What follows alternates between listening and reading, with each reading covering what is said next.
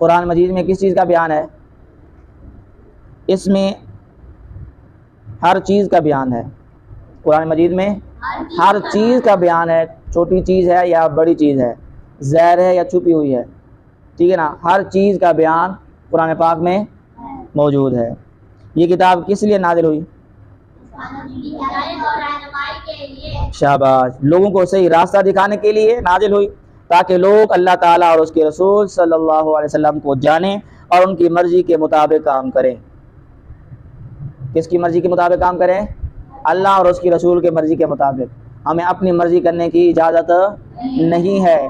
قرآن مجید میں، حدیث پاک میں، شریعت کے اندر جو احکامات آ گئے ہیں، جو بتا دیا گیا، اللہ نے بتا دیا قرآن پاک میں، رسول نے حدیث پاک میں بیان فرما دیا، تو ہمیں اس کے تابع ہو کر جو اپنی زندگی گزارنی ہے۔ شریعت کے تابع ہو کر ہم نے کیا کرنا ہے؟ زندگی گزارنی ہے۔ ہر معاملات کے اندر، ہر کام کے اندر ہم نے کیا کرنا ہے؟